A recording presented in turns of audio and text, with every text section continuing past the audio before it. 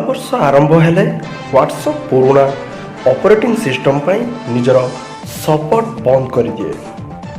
वर्तमान पुणी मेसेजिंग आप तालिका जारी कर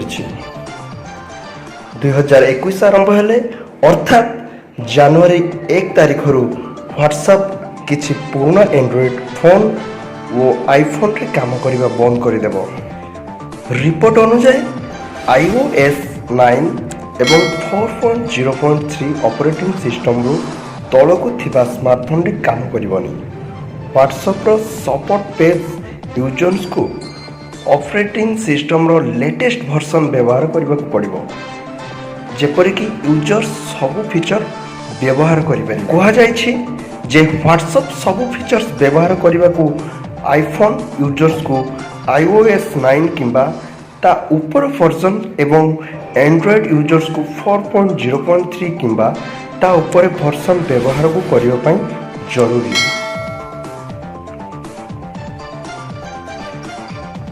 Apple iPhone 4, iPhone 4S, iPhone 5, iPhone 5S, iPhone 6 एवं iPhone 6s operating system iOS 9 रु अपडेट करने को हेबो। आईफोन 6s, 6 प्लस और आईफोन से प्रथम जेनेरेशन आईफोन जहाकू iOS 14 रे अपडेट करा जाय परिबो।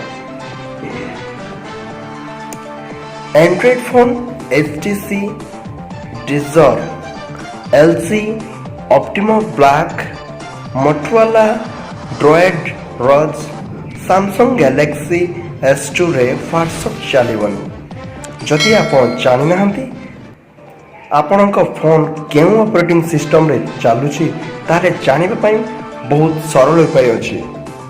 एथिपई आपनको आईफोन किंबा एंड्रॉइड सेटिंग को जीवा को हेबो। एहा परे जनरल टैप करंतु। इन्फॉर्मेशन को जाई आपण निज आईफोन रो सॉफ्टवेयर डिटेल्स पाई परिबे। एंड्रॉइड यूजर सेटिंग जाई अबाउट फोन रे फोन रो ऑपरेटिंग सिस्टम विषय जानि परिबे। जे मानक फोन रे अपडेट ऑप्शन अछि से माने लेटेस्ट सॉफ्टवेयर अपडेट करि परिबे। जे मानक फोन रे अपडेट्स ऑप्शन नाही से मानक नुवा फोन किनिबा को पड़िबो।